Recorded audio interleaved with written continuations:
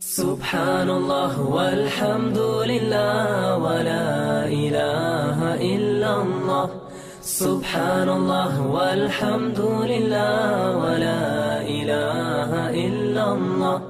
Subhanallah walhamdulillah wa la ilaha illallah. Alhamdulillah. Alhamdulillahi ala kulli hal wa na'udhu billahi min hali ahli an-nar. Alhamdulillahi wa kafa wa salamun ala ibadihi alladhina istafa. Allahumma salli ala Muhammad an-nabiyyil ummi wa ala alihi wa sallim taslima. أعوذ بالله من الشيطان الرجيم يقولون ربنا آمنا فاكتبنا مع الشاهدين وما لنا لا نؤمن بالله وما جاءنا من الحق ونطمع أن يدخلنا ربنا مع القوم الصالحين أما بعد. The story of Sultan Mahmud and Ayadh. One day, Sultan Mahmud alayhi rahmah called together the officials of his government with the aim of testing their intelligence. He took out a pearl from his treasury and first of all handed it to the chief minister and questioned him, "What is the value of this pearl? How much can it be sold for?" The wazir replied, "Sir, this pearl is of great value. It is more valuable than 200 donkeys laden with gold." The king then ordered, "I command you to crush this pearl into pieces." The wazir replied, "I will not destroy this valuable pearl. I have the welfare of your treasury at heart, and to crush this valuable gem would amount to be'adabi, disrespect on my part." The king applauded this reply and rewarded him with a royal robe of honor.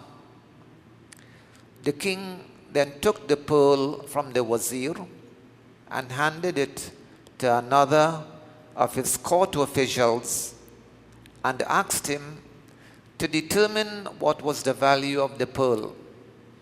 He replied, "Sir, this precious pearl is more valuable than half of your kingdom.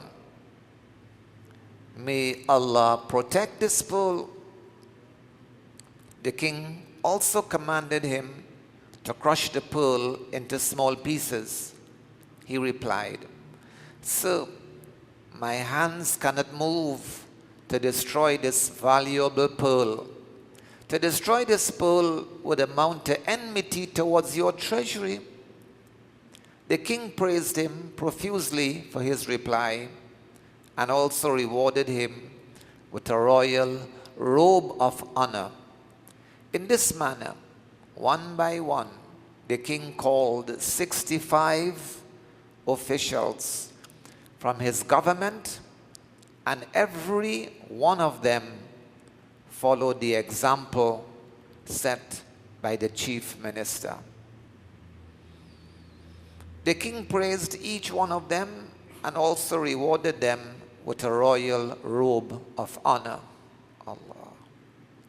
After he had tested all the officials, the king now called Ayadh, handed the pearl to him and said, "O Ayadh, every one of my officials have seen the pearl.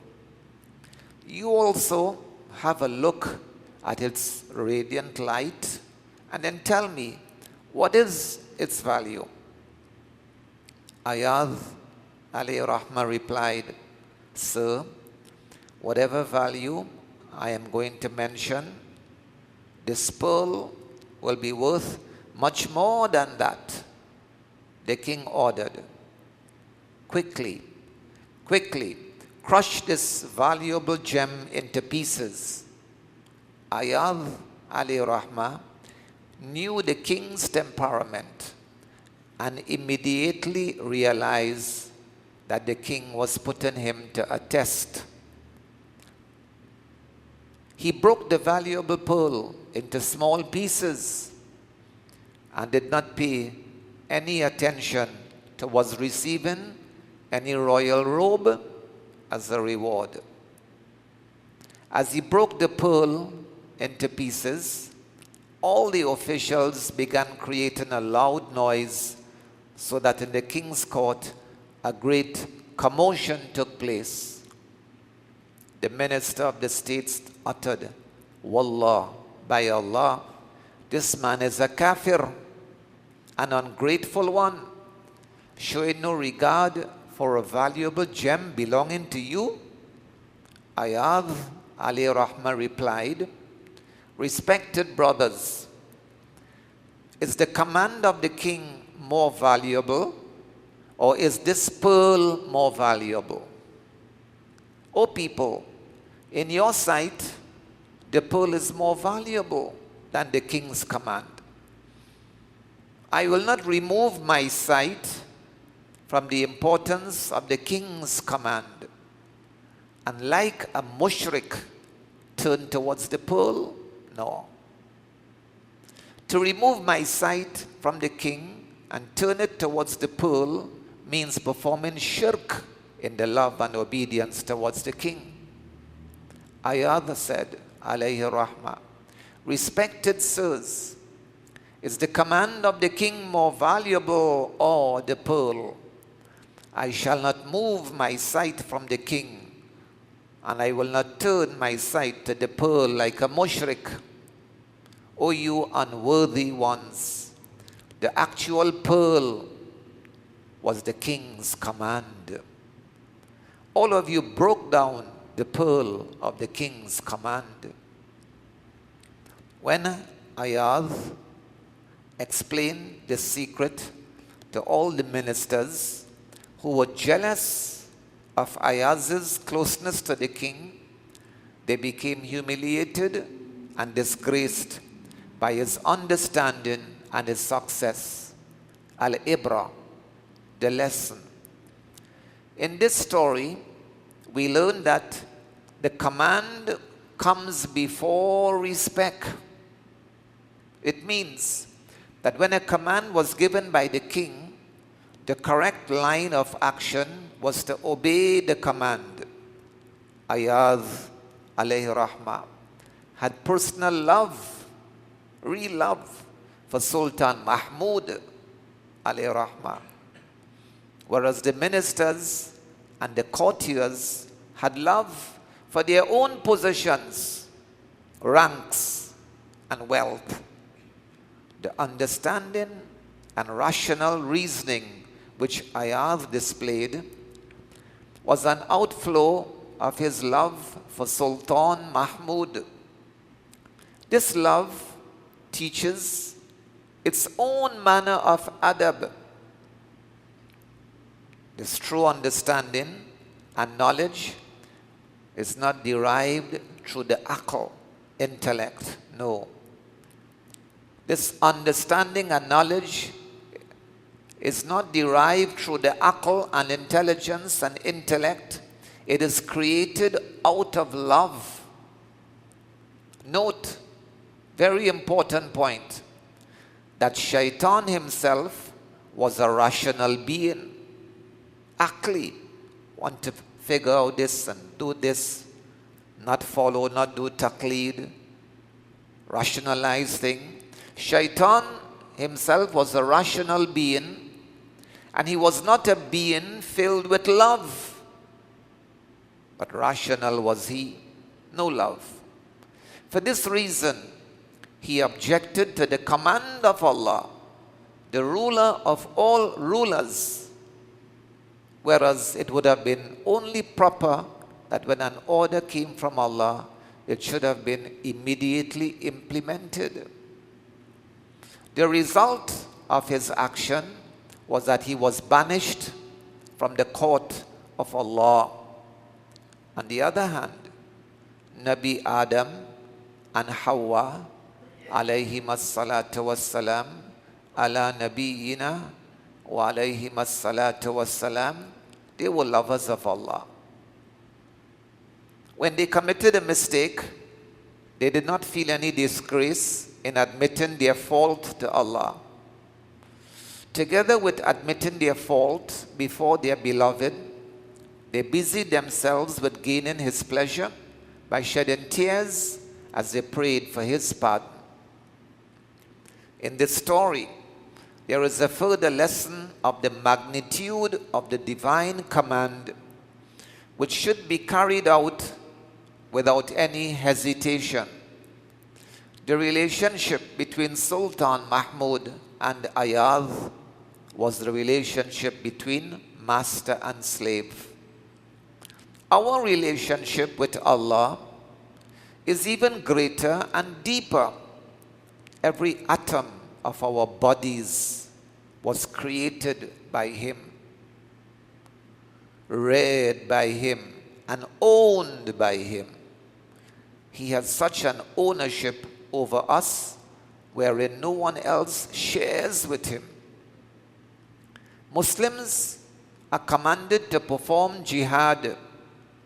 In jihad, we remember that the kuffar, disbelievers, are also Allah's creation, and Allah's bounties in rearing them is also provided for them, just as it is provided for the believers. Ya Allah, you are so kind that from your unseen treasury, you provide sustenance for the non-believers also. But when a command is given to perform jihad, it would be inappropriate to think about shedding of the blood of so many people for whose fostering and nourishment the heavens, the earth, the sun, the moon, the stars, the clouds, the east, the west, the south, the north, the air, the sea, the mountains, the services of thousands of machines, thousands of factory workers and laborers, and thousands of animals were utilized. It would be wrong to consider the shedding of the blood of so many people for whose fostering, rearing, and continued life on earth so much provision has been made by Allah that He had saddled the whole creation for their services. Now in jihad. So apparently it would seem so wrong to consider the shedding of the blood of so many people. Now in jihad, those very same people for whom so much provisions have been made are being destroyed within minutes and seconds. Now in jihad, there will be no time for hesitation, because now the order of Allah has come, and in the face of Allah's command, the whole world has no value whatsoever. When the command from Allah comes, the demand is that the necks of the kuffar should be struck in jihad, for they are enemies of Allah, fighting against the believers. Without Shariat's command, it is a crime even to drink water. Without Shariat's command, it is a crime even to drink water. And when the fatwa of jihad is sounded, it is fard, obligatory, to shed blood. In this story, Maulana Rumi, alayhi rahmah, told us of one general law through which a person can save his bondage from disobedience, his ubudiyat, his abdiyat from ma'siyat, and from going astray. All those desires which are contrary to Allah's wishes, all those desires which are contrary to Allah's wishes, no matter how valuable, how pleasurable, and how beautiful they may appear to us, the true lover of Allah and the daring one should never act in accordance to those desires. In fact, they should readily crush the pearl of their desires. With the stone of Allah's commands, crush the pearl of their desires. Neither should they cast an evil glance at a handsome, beardless boy, nor at a strange woman, even though there is danger of them losing their lives. The second story for today is the story of Hazrat Dhunnun Misri, rahimahullah. How blessed that time when the heart is given to love. How blessed that time when the heart is given to love. No istikhara is required for such a deed of righteousness.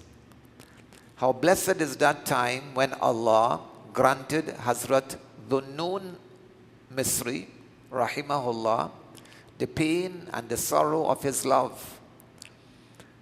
A great agitation was created in the heart, and he began weeping and lamenting. A little sorrow encountered through Allah's love is better than all the other ni'mats and bounties of both the worlds. It is such a sorrow which sets one free from all other sorrows. Subhanallah. Such a sorrow which sets one free from all other sorrows. It is also such a sickness which gives one safety from all other illnesses. Free from the sorrows of both worlds will you be quickly if one atom of sorrow from Allah's love touches you. Maulana Akhtar, Nawwarallahu Marqadahu. The heart, which up to now had only been aware of the transitory worldly pleasures and which only reached up to this transitory world, now through the blessings of true divine love, this heart has flown up to the heavens and up to the arsh of Allah. The true devotee of Allah, through the blessings of the special perception of communion with Allah, experiences within himself a wonderful feeling of contact with the hereafter, and thus through this perception has only a nominal contact with this worldly existence. His major perception is the contact with the hereafter. My beloved Sheikh Hazrat Pulpuri, rahimahullah, used to explain his condition to his Sheikh Maulana Ashraf Ali Thanwi, rahmatullah alayhi, in this way, thus: Hazrat, it is as if I feel that I am not walking upon the ground of this world, but upon the floor of the hereafter. Being busy with worldly things does not prevent me from keeping the hereafter before me. This is what is meant by dast bakar dil bayar. Dast bakar dil bayar. Hands at work, but the heart is with the beloved.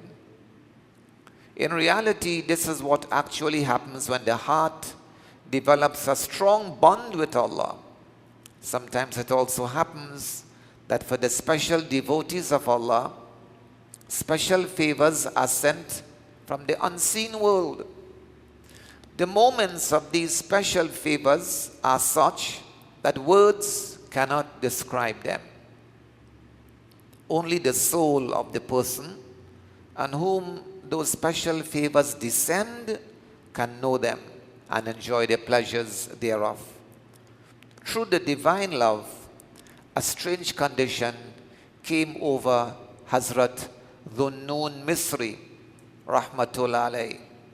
Hazrat Rumi, alayhi rahmah, says that he was overtaken, that is Dhunnun Misri, rahimahullah, was overtaken by such a feeling of madness and confusion that his sighs and utterances caused people to become greatly affected by it.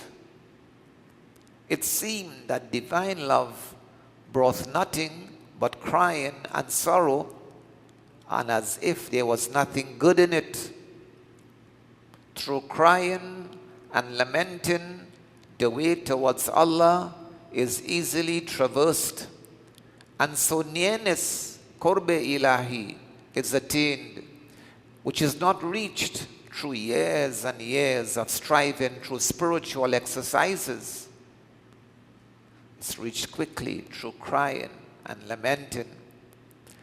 The overwhelming nature of his love, Dhunnun Misri, rahimahullah, was such that from the sighs and the cries that he uttered, people became helpless.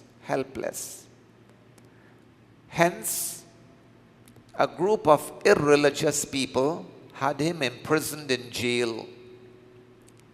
When they took him to jail, he went willingly and happily. Some of his closest friends accompanied him in sympathy. When they locked the door behind him, the friends began to wonder, what has happened? Such a great sheikh has been imprisoned. It seemed as if the sheikh himself was hiding the inner condition under the cloud of madness. It may be that in order to avoid the vileness of people, he preferred himself going to jail. Possibly it may be that he had become fed up with the company of rational beings and presented himself as a mad one. Hence all those friends who visited him in the jail said to him, Hazrat, respected sir, we all are your sincere friends and companions. We have come here to inquire about your health and condition. We are surprised and astounded as to who could have laid a charge of insanity against you. We look upon you as the very embodiment of sanity. These people who only look at the external experiences are completely unacquainted with your high position and rank of the nearness to Allah. They regard you as being insane, while we know that you are a true lover of Allah. We are your sincere friends and lovers. We look upon you as our beloved one in both the worlds. Please inform us the reason why you prefer to waste your time in this prison. Please do not keep the secret from us. Sheikh Dhunnun Misri, rahimahullah, listened to their words and was not convinced by their sincerity. He wasn't convinced at all by their sincerity.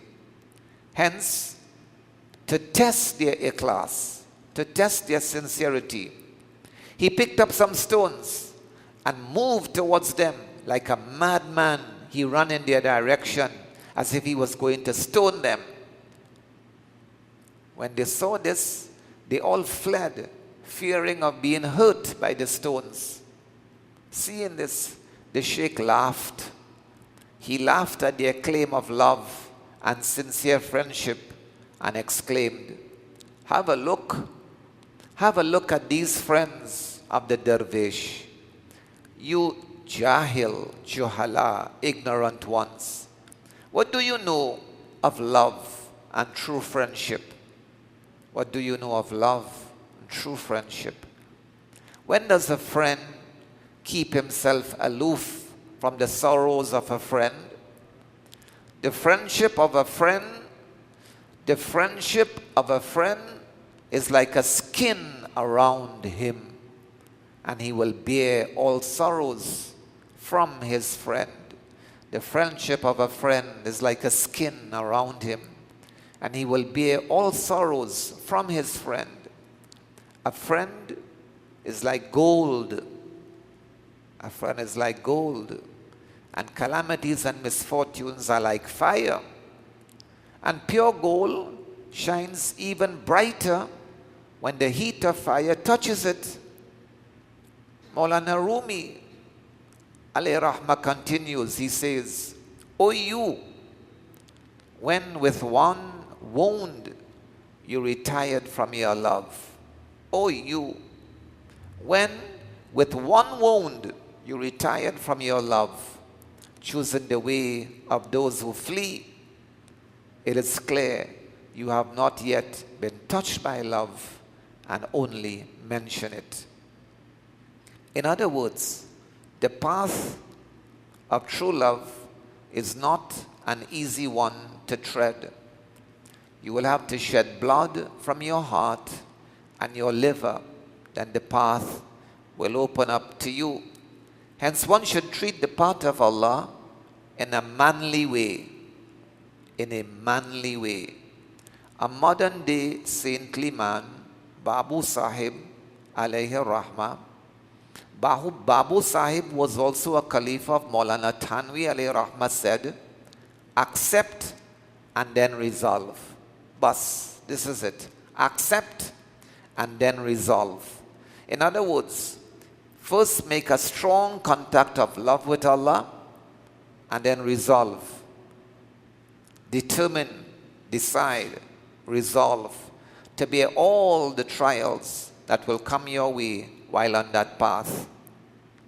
For the sake of worldly business and worldly employment, a person will bear all kinds of troubles and calamities. But this is an affair of the akhirah, of the hereafter, for which a person should be prepared to bear even greater burdens. Still have some time. The story about a cure for sensual love. Most of us, what we know is sensual love. What's the cure for it? And also we suffer from a gaze. We suffer from a sickness which is badnazri, gazing at what we are not supposed to gaze, ma'adallah. Most of us are like that. A certain murid, a devotee, resided in the company of a saintly man for the sake of islah, improving, rectifying his spiritual life. In other words, he's in the khanqa of his sheikh. He diligently applied himself to the zikr and deeds which the sheikh prescribed for him. However, there was one maidservant of the sheikh who brought the food to them from the sheikh's house doing khidmat. By continuously looking at her as she brought the food, his heart became filled with love for her. But thus, whenever she brought the food, he cast lustful glances at her instead of looking at the food. The maidservant was also a devotee, a murid, seeking Allah. She soon realized that this man was casting lustful glances at her. Her enlightened heart perceived the lustful glances. She knew that from her enlightened heart. And thus she went to complain to the sheikh. "Hazrat, sir, a certain murid of yours is involved with lustful love. What benefit will there be for him from your prescribed zikr and spiritual exercises? You should first cure him of this figurative love, this majazi love. It is the practice of the saintly ones, as far as possible, that they do not expose or humiliate their murids, companions, nor those connected with them, so that these people do not lose heart through their disappointment. As the sheikh is devoted to Allah, his sights are directed at Allah's grace and bounties. When Allah's mercy comes pouring forth, the fire worshipper of 100 years can become the pride of all saints. Do not despise any disbeliever. Do not despise any disbeliever. Who knows when Allah's mercy may take him? It is possible that before death overtakes, the kafir and the mushrik can become Bayazid. This can happen within the blink of an eye. Hence the Shaykh, in spite of knowing the secret, did not scold the murid and refrained from exposing him. However, within himself, he was thinking of a way to cure him of this lustful love. It so happened that from Allah's side, he was inspired. Knowledge came through inspiration. Inspired with a plan, and he acted upon it. He gave the maidservant some laxative, which caused her acute diarrhea. He also instructed her to let the feces that came out of her accumulate in one bucket. Due to the purgative she had taken, she defecated about 20 times until she became very weak and thin. Her face became exceedingly pale, and her eyes and cheeks turned hollow. Her face appeared frightful, like one suffering from cholera. She appeared very unattractive, and all her beauty had vanished. The Sheikh then told her, "Take this food to him. Take his food to him today." And then quietly just remain there and stand there. When the murid saw the maidservant, instead of looking at her, he now turned his eyes away. He now turned his eyes away and told her, "Put the food down, put the food down." As he uttered these words, the Sheikh entered in the room and said, "Oh, you fool, why is it that today you turn your eyes away from this girl? What is missing from her today, that your love for her has vanished?" Then the Sheikh instructed the girl to bring the container, the bucket, in which all the feces had been collected. When she placed it before him, the Sheikh said to the murid, "O foolish one, apart from this bucket, apart from those feces, nothing else was extracted from this girl. Nothing. From this, it seems that in actual fact, you were in love with these feces. And now that it has gone out of her body, your love is also gone. Your love gone." Masnawi actor.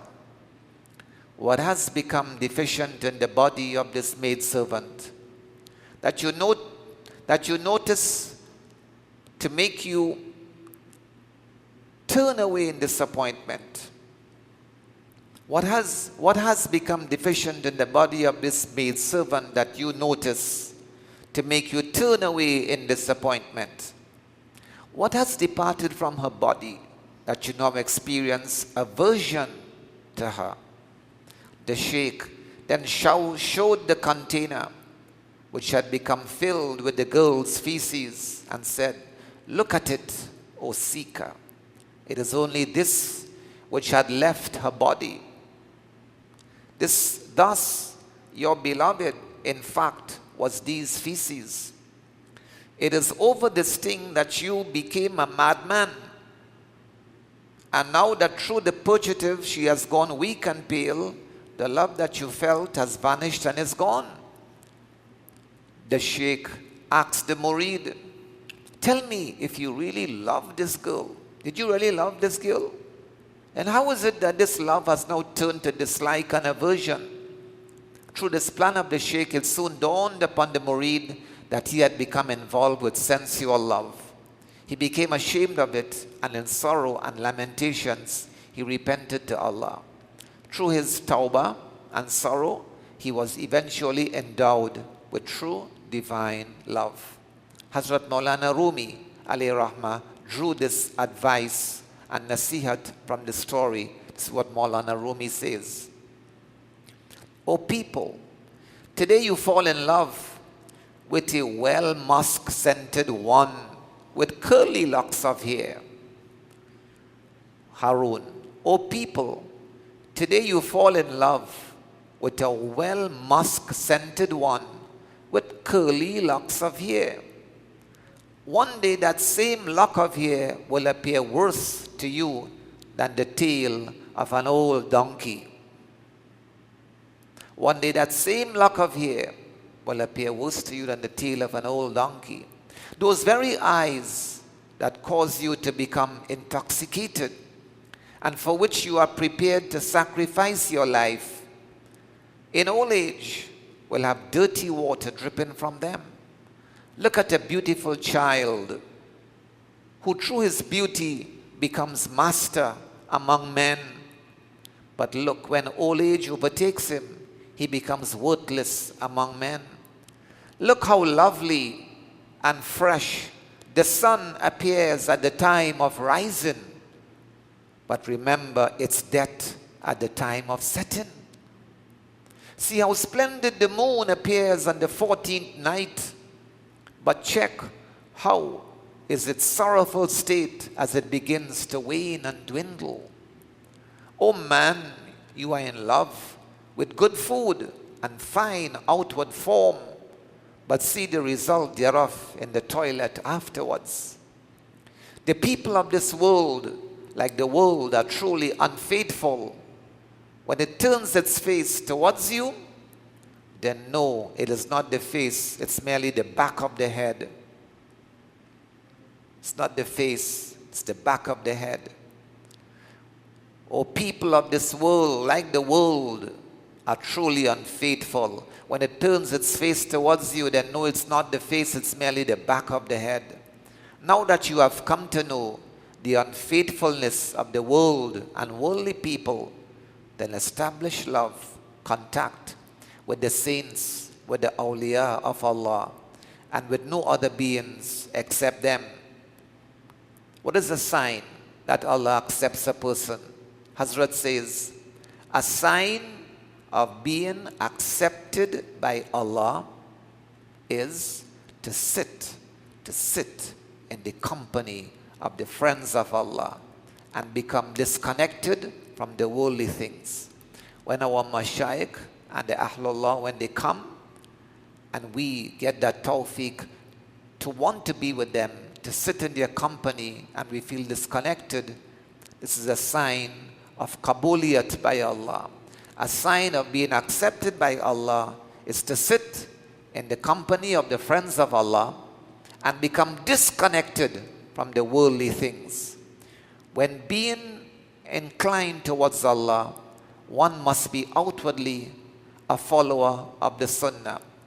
When being inclined towards Allah, one must be outwardly a follower of the Sunnah and at the same time seek the company of a saintly one who also follows the Sunnah.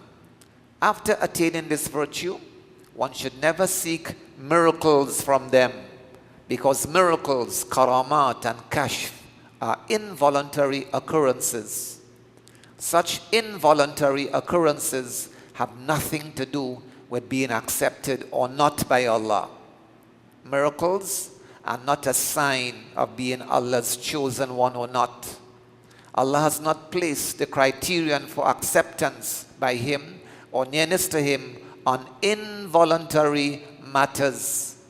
Regarding the despicable and transitory nature of illusory beauty, I have written a poem entitled Word of Warning regarding sensual love. And for the benefit of readers, I quote it here. May Allah accept it and make it beneficial for all men. But I think I will read it tomorrow, inshallah. Subhanallahi wa bihamdihi, subhanakallahumma wa bihamdik, nashhadu wa la ilaha illa anta, nastaghfiruk wa natubu ilayk.